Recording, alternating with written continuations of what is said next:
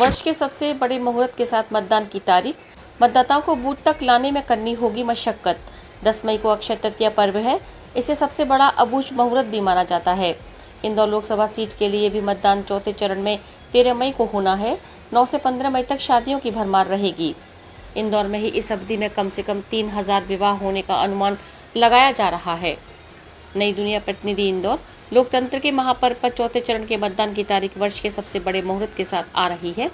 10 मई को अक्षय तृतीया पर्व है। इससे सबसे बड़ा अबूझ मुहूर्त भी माना जाता है। ऐसे में वर्ष में सबसे ज़्यादा विवाह अक्षय तृतीया के दिन व इसके आसपास ही होते हैं। इंदौर लोकसभा सीट के लिए भी मतदान चौथे चरण में 13 मई को होना है। 9 से 15 मई तक शादियों की भरमार रहेगी।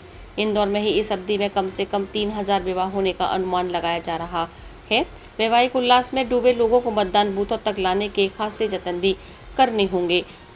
मई मध्य में तापमान और गर्मी का मिजाज भी तीखा होता है। अब तक दोनों दल ये मान रहे थे कि उनके सामने तपता मौसम ही चुनौती भी होगा। बीते दिनों से शादियों का दौर शुरू हुआ। इसके बाद अब राजनीतिक दलों का ध्यान अक्षय तृतीया पर गया है। दरअसल अप्रैल के बाद से स्कूलों में भी छुट्टियां पड़ जाएंगी। मई में अक्षय तृतीया और स्कूलों की छुट्टियों के कारण ज़्यादा शादियां होंगी।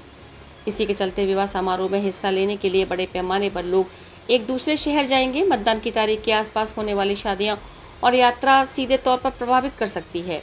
लिहाजा राजनीतिक दलों के कार्यकर्ता इस बात पर ध्यान लगा रहे हैं कि वे अपने पक्ष के मतदाताओं से संपर्क करें और इस बात के लिए राजी करें कि भले ही वे बाहर जाएं या समारोह में हिस्सा लें, लेकिन 13 मई को मतदान तक अपने घर पहुंच ही जाएं।